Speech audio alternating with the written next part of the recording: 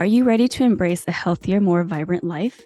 Look no further than With Joy, a transformative movement and nutrition program that goes beyond the ordinary. Our approach is rooted in compassion care, tailored to each individual. Whether you're a seasoned athlete or just starting your fitness journey, we've got something for you. Our comprehensive programs include strength, mobility, and conditioning to elevate your fitness, recovery and recuperation for healing, and nutrition wellness plans to fuel your body for optimal performance. Check out our show notes for more information and links to our programs. Join the With Joy movement today and discover a whole new way to thrive. Hi, I'm Laura Hahn-Segundo Collins. And I'm Joy Hahn-Silva Malora. And welcome to Hahnacity.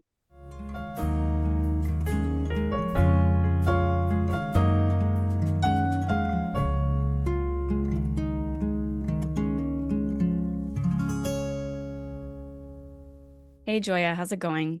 It's going. How are you?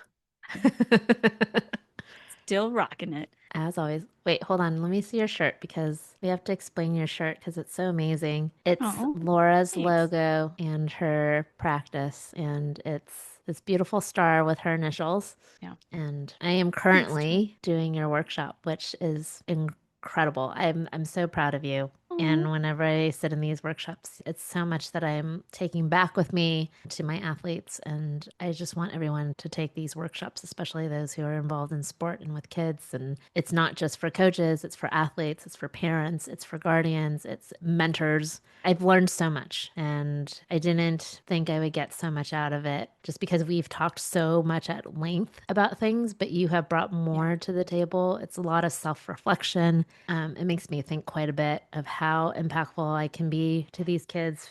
So thank you for your workshop, and everybody should take it because it's remarkable.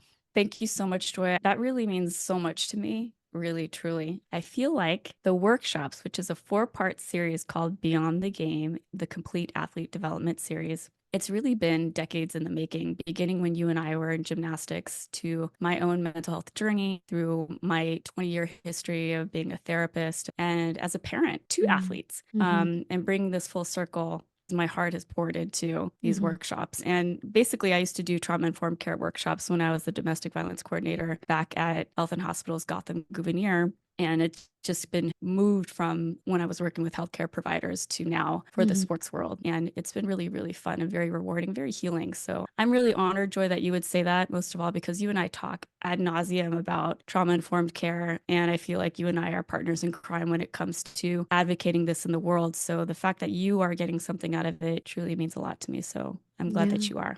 Yeah. I mean, it's been eye-opening in a lot of ways. And so you are bringing so much awareness, but also a lot of healing and a space that's building a community of people who are wonderful.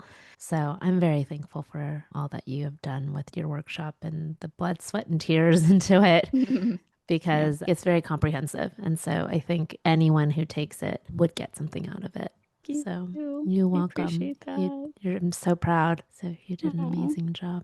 Anyways. Thanks, Joya.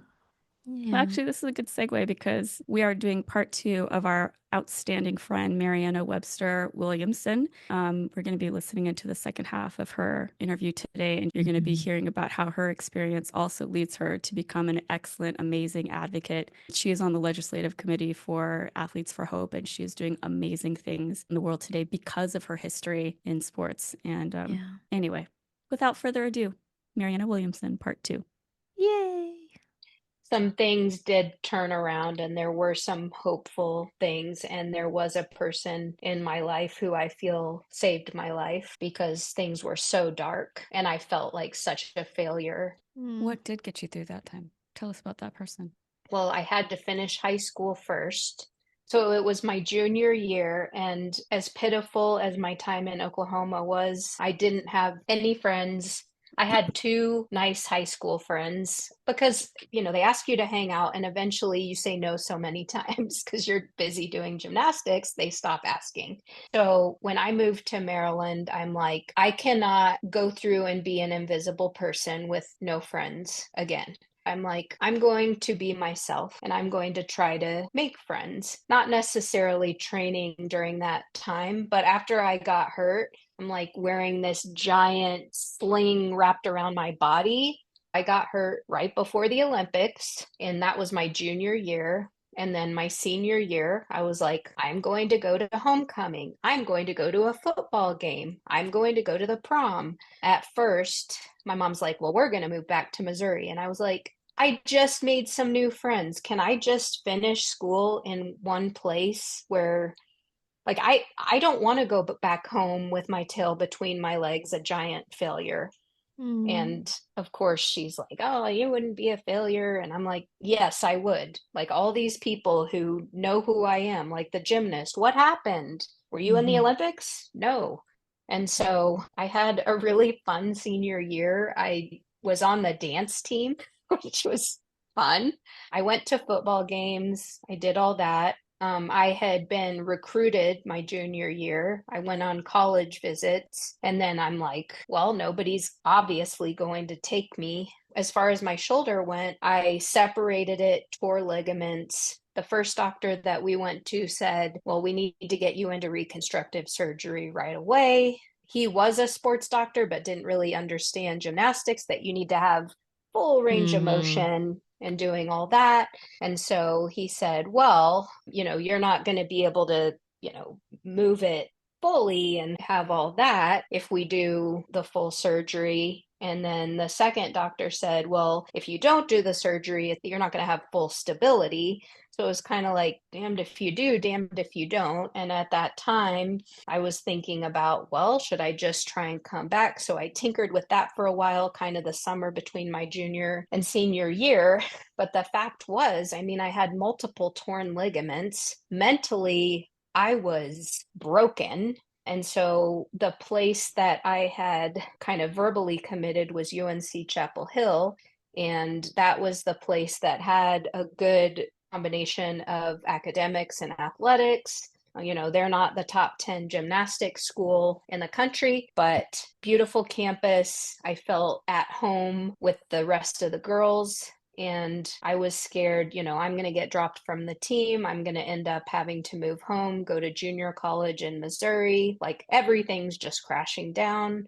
But I called the coach at UNC during my senior year because I had left things kind of open ended. Like maybe I'd start training and do a couple of events. And I just was honest with him and I told him what was going on. I said, here's what's happening with my shoulder. Maybe the doctors at UNC can take a look at it and figure something out, but here's where I am. And luckily, he said, I appreciate your honesty and I appreciate you talking to me now and not when you get here, because ultimately that's taking somebody else's spot. And they did not have a ton of scholarships. And he said, what would you think about coming on as an assistant coach and working with the team, kind of like as a work study program? So part of my education was paid for on a coaching budget. Part of it was paid as a work study, and then I paid, I think, a fourth tuition. So by the grace of God, I was able to stay there, and it was the best thing that could have happened because he showed such empathy, and I was in such a dark place trying to find my identity outside of gymnastics, feeling like a colossal failure. I could go on and on about eating challenges, being in a space of depression and anxiety. I was going from working out 40 hours a week to nothing. My body changed. We can talk about the food deprivation from when I knew you, Laura, and then like I have all this food I can eat. And so I was, binging and purging in college because all of a sudden my body's gaining all this weight. And I didn't want to work out because I felt like I had been forced to work out for so long and I just didn't want to. And I just felt like I had been under a microscope and I had felt this extreme pressure for so many years. And I just didn't want pressure from anyone. Mm. But Mhm. the reason I put one foot in front of the other is because I was a part of a team. And oh my gosh, thank goodness I was a part of something. And he was so kind and he didn't make me feel like I had let anybody down. And that's exactly what I needed. And even though I'm coming in as a freshman and helping to coach girls who are seniors, and nobody questioned anything. It was unbelievable. And that's because he set that tone. So awesome. I'm so grateful that that fell into place, because if I would have, lost that opportunity and gone back home, I am afraid to think about what would have happened, honestly. Yeah. Yeah. We're glad you're here. I am too. Yeah. Ugh. I mean, sometimes it just takes one person to believe in us. One person. I mean, I felt like I had value. He believed I had value. I did not think I had any value. I Yeah. felt worthless and like the biggest failure to walk Mm. the earth. Yeah, but I'm Ugh. curious if it had to do with the fact that he was your coach too, and he had a leadership role to see your value. Because prior to that, you did not have that from your coaches, and as little girls, we're conditioned to believe our coaches no matter what. To have that stark shift on somebody being like, you are amazing, you are valuable, you are worthy, you are enough. All those things that you never heard prior to him. I think I've told you both this before, but it makes me sad to think and wonder if I had a coach in my corner, or just somebody encouraging who believed in me, to just say any of those things, Yeah. how things could have, not Changed. necessarily as a gymnast, because I think we've all said, what if we did achieve all those things? Mm-hmm. Mm-hmm. And if I could go back, do I wish those happened? Not necessarily. I just Yeah. wonder what it could be like to have someone in your corner. And I think next segue, what do I hope, or what do I want, or how do I want to make an impact, or why are we having this conversation? It's because I want those things to change, and I want coaches, parents, administrators to think about these conversations. And Yeah, I think I too, Mariana, when I think about like if I had a do-over, I don't necessarily think that my story changes where I get everything that I want if I had a coach that did no, everything no, right. But I often think about like if my story in my gymnastics career didn't change, if everything happened the way that it happened, but I had somebody in my corner, what would my transition have been like? Is more about that, yes. right? And so it's one of those things like I'm sure you think about this as a parent where you Oh, can't protect your child for their outcomes. You have no control of hmm, those things. But as a parent, you can say that you are enough, that it doesn't matter whether you succeed or you fail or, whatever the thing that the child is afraid of, that the outcome doesn't shift on how I feel about you, how much I love you, that is secure no matter what. I often think about that in my story, that if my gymnastics career did not change at all, I didn't get all the things that I wanted to get, but if I hmm, had a coach that said, you had an amazing career and you were an amazing gymnast and you should be proud that you got this far and I see you, how that would yeah, have changed the narrative of me feeling like a failure after I had ended my career. yeah. Or just that feeling of, I got your back, and Yeah. at the end of the day, I want what's best for you. Yeah. And being educated. And Laura, this is, I think a big part of what you're providing education about is what those deep rooted wounds Can can do do. long term. But also like the beauty that there is life after gymnastics that is Oh beautiful. my gosh. Yes. Ready to transform your athletic performance from the inside out? Meet Laura Hahn-Segundo Collins, known as the athlete psychotherapist who's revolutionizing mental wellness in sports. Whether you're an athlete, coach, parent, or program, Laura offers 4 game-changing workshops: the whole person athletics revolution, connecting with a trauma-informed approach, remastering me, myself, and I, and mindful development. For more information, visit lcollinslcsw.com and begin your journey to holistic athletic excellence today. There's life Well, after your sport. so the transition, and thank goodness Derek Galvin was the coach at UNC. He just retired during COVID. So he Mm-hmm. had a long, full career, and so many other testimonial stories of gymnasts who he positively impacted as well. So he's, a huge part of why, again, I could put one foot in front of the other. But I experienced a panic attack in college, and I had no idea that's what it was. I thought I was having a heart attack because it's a sharp pain in your chest. And the more you try and catch your breath, the more you can't. I went to student health, but there were not resources to help me through that transition. I had visited with a sports psychologist, but it was performance based. And so, what I feel very passionate about now is making sure resources are readily available and accessible for coaches, parents, and athletes when discussing these things, and just to normalize the conversation, the stigma, not just about the super high pressure situation, but what I'm seeing my daughters in club sports, not super high level by any means, and even the school sports, and just dealing with pressure and balancing homework and sports. And so it doesn't matter what level you're at, but just talking about normalizing pressure and normalizing anxiety, and that these words aren't so scary, but knowing that somebody's in your corner and you don't have to feel ashamed. Mm. And then we talked a little bit about identity. I mean, this is all I knew. And I had blinders on Mhm. about the Olympics and being a part of something. And there was no focus on my future. And yes, college was important to me, but I had not thought about my career. If I could go back and think about what types of clubs, but I was, I Yeah. needed to Surviving. heal.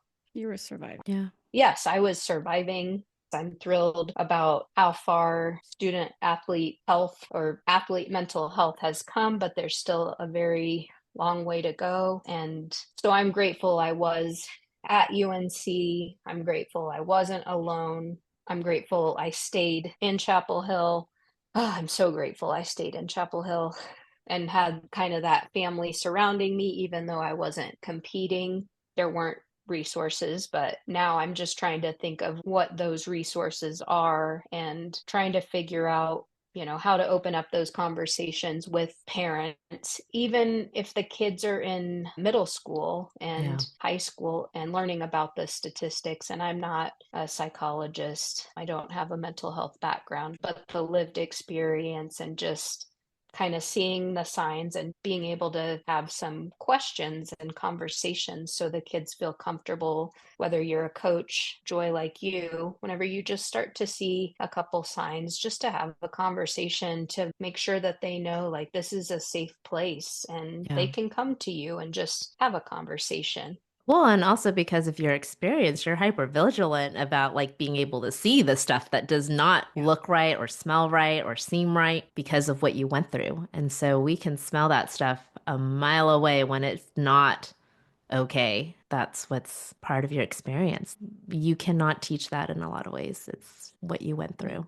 It's called the wounded healer. There you You go. don't have to necessarily go into the professional field to become the wounded healer. You could just take those experiences and give yourself that space to heal, which you have been doing, you are doing, and you're not doing it alone because we get to heal together now. That's the beautiful thing, is that we are continually building the community that we've been waiting for all this time, Mm. and that our kids, Joy, your athletes, everybody who is in a younger generation now that gets to be with the type of provider, guardian, parent, coach, administration program that believes in this gets to benefit from this really much more loving whole person perspective community. The clinical term is trauma-informed care, but really it's just being aware of each other, being aware of where we're coming from, being aware of history, and that we are giving each other some grace and gentleness. So much of your story, sorry, I'm having a there's like half of me that is responding to you, Marianne, as your friend, and then there's half of me that's trying to like stay together for this interview. Like the friend part of me just wants to give you a hug. I still remember when we met up for the first time after decades of not seeing each other. We were on the shores of Brooklyn in Dumbo. And for folks that are listening, we hadn't seen each other for what, like 30 years, I think. Because the last time I 20. saw you, I Oh. didn't even remember. I think it was such a blur at that time when I was leaving Houston. Mm-hmm. But we were just met each other, and I know my entire body wanted to cry, like wanted to be one giant fall into this person and just sob. But we're still trained athletes. We just kind of pulled it together and could tell it was welled up, but just a big hug. And there was such a mix of like shame and feeling of a failure, but then feeling relieved and feeling seen and held, like finally seeing my sister for a first time in a really long time. It was awesome. And our kids would freak out if we turned into a puddle of Yeah, tears. that is very, very true. Yes, that is very true. But it was great. And I think every time we have these reunions in a way where we can just be ourselves and get past, like I've talked to a couple other old teammates, and you can feel that lock, that barrier of still trying to show like I'm okay. Mhm. But then as you get to kind of like be together and you feel the walls come down, and the first thing that comes out, which is very common out of trauma experiences, is just like you just want to have a waterfall of tears, which is normal. And that's what the really amazing thing is. So, responding to you, trying to put that part of me aside for a second, just listening to your story for the first time after we've separated, is I just hear this story of like, you just want to be believed.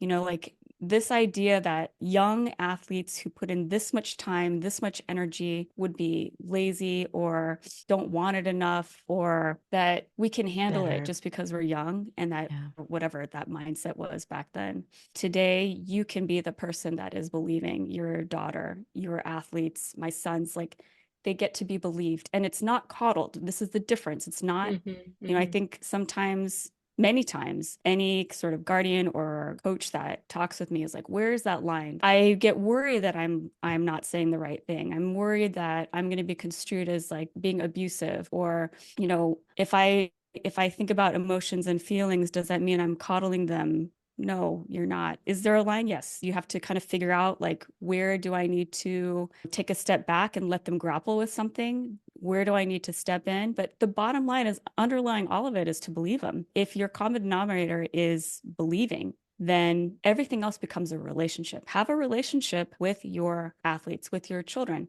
We're all kind of always growing and evolving around each other all the time.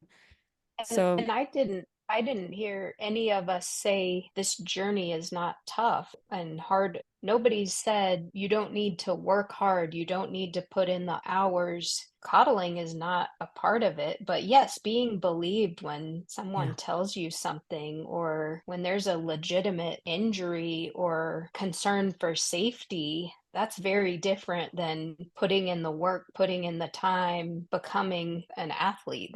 And I think those often get mixed. Well, and that's not you. You won the hardest worker award, Marianna. yes. So you are not afraid of hard No. work. If anything, you are one of the hardest workers. Yeah. So. And mental toughness. I mean, we're not confusing any of those things, but being heard and being believed are very different. Yeah. Very different. Agreed. So, first and foremost, thank you so much for sharing. I feel like we should have you back and hear more of your story, if that's okay, at some point. But this And has maybe been... the what's next, because you have a lot of, I think what we want to do next and a vision is important. Maybe that's the too. next episode with you, because there's some exciting things that we are working on. Yeah, for sure. Definitely. Well, thank you. Thank There's a lot. you. Yeah, this was a lot to get through, and some fun stories too. But I don't know what Can other we people do would that wanna really quickly? hear Actually, about those. Marianna, I want to hear, because you and Laura have a ton of stuff in your childhood. And so each of you, I'm going to ask both of you guys this question. What is your most favorite or vivid memory of each other? So Laura, you think about a story about Marianna. Marianna, you think of a story of Laura, because you guys have been in each other's lives for a very long time. I feel like there's pressure on when you say favorite, because I'm sure I would have to think longer, but how about what first pops in Great. to our I love mind? that. Perfect. And here are two quick ones. So what popped into my mind this week, and I had to let her know, Laura always drew Garfield, and she taught me how to draw Garfield. Remember, these are 8-year-old, 8 and 9-year-old kids. And I saw Garfield on a billboard this week, and I had to call her and say, you used to like Garfield, right? Because you taught me how to draw Garfield. And every time I see Garfield, I laugh and think about you. And I tried to show my daughter how to draw Garfield, and she's like, who's Garfield? I'm like, come on, that cat loves lasagna. Who's Garfield? And hold on. Oh, she's going to get that's something one really quickly. just random memory. And Your then daughter doesn't know who Garfield is? no. It's Interesting. not I a don't. cartoon that's out. And then I still have the one, commercial. we were definite. I believe the movie Beaches was rated R. And for some reason, Natalie took us to see Beaches, and we were in Galveston for a meet, I think. I mean, at this point, maybe we were 9 and 10, but we're outside in Galveston crying our eyes out, bawling about the movie Beaches. So thank you to Natalie for that and Inappropriate. We have a lot of Funny. Beaches memories. That became sort of, that album was an anthem for us for a while. Yeah, I mean, Uh, the musical part of the little girl was appropriate about the movie, but the rest of it was not for 9 and 10-year-old girls. was there ratings back then? Yeah. There was a time there For was more. There sure. were. Yes, There had to be Sure. it there. was It the has. 80s. Yes. Yeah, maybe, maybe. That's funny. And also, yeah, that's true. When I hear Beaches, that album, I always think of you and Natalie. I have a couple. One is we used to be obsessed. What's that restaurant called? Olive Garden breadsticks and Yes. salad. And of course, Yes. we weren't allowed to eat many of them. So Marianne and I would always try to hide them Sneak and them. Yeah. sneak them. And one day it's your mom, my sister, and us two. Maybe there's other people too, but no matter what, Mariana grabs a breadstick and I'm on her side. So I'm rooting for her. And her mom did catch it. And she said, Mariana, what's that? Mariana goes, Nothing. nothing. I can't remember what she said after that. Like, Is no, what that a is it? breadstick? And she just comes out this like the breadstick and the face. My heart was like, damn, she got caught. I was really rooting for her. But we were laughing at the table because it's maybe not as funny. But when you're A not allowed valiant food, effort. it was like so huge. We have so many the sleepovers Three because pesos or what's that? the Mexican restaurant. Oh my God, dos pesos. Oh my Yeah. God, yes, that's right. The chili con queso. Why are these all It's like revolving food around related. This is food? what happens. Scarcity mindset when you're Because kids. you never had any when you TCBY. were a gymnast. Yeah, that's Mhm. Yeah, right. that's why. When Natalie and Lindsay started dating, and I was Like, scared about Lindsay, I wasn't sure, and Mariana was totally on my side. So we got walkie-talkies that were really cheap and didn't actually work. So it would be like 6 o'clock in the morning, and we'd be screaming. I could hear her. She lived the backside of our condo thing, went into an alleyway, and then Mariana was like clear on the other side of some like park sitting area, and we were screaming. what But are you they didn't even need it. doing? I could just hear her through the window. That's funny. Yeah, As Aww. if they couldn't hear us. that's right. That's right. Oh, my dad used to call her Boo Boo. She's just Yogi. we were always part of each other's lives at that time. So I Awesome. really appreciate you so Yeah. much. Very special So time. much. Yeah. It's a very special time that you guys shared. Yeah. And nobody else gets it but you guys. So I think that's like No. pretty unique Yeah. about your friendship. Okay, well, this is the time where we end our interview, and we cannot end an interview without a lightning discuss. So, Mariana, we have a question for you. No wrong answers. You just say what's on the top of your mind. But your discuss question is, if you could be an athlete besides gymnastics, what sport would you have picked?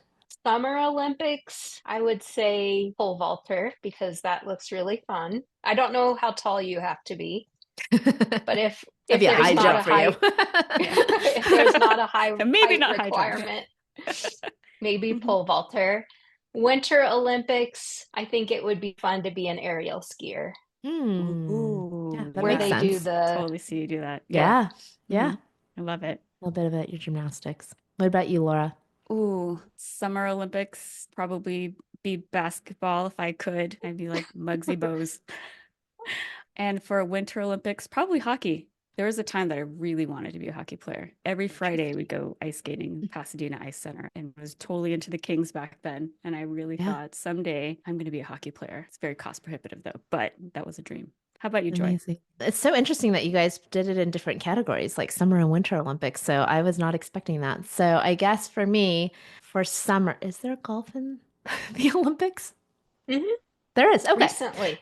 Okay, Oh, that's like a new nice. sport. So I always said if I could go back, I do golf just because the longevity in it. And I actually like think it's one of those sports when you hit a sweet spot. It's really fun. For winter, that's interesting. I think that like Oh my gosh, what's that movie in the 90s? The bobsledding Jamaican team. Uh-huh. I'd probably do Yeah. Oh, bobsled. What's yes. Yeah. that movie in the early 90s? Cool Runnings. Cool Yes. Runnings. John I'd probably do. Candy. There R.I.P. you go, Yeah, John that's right. Candy.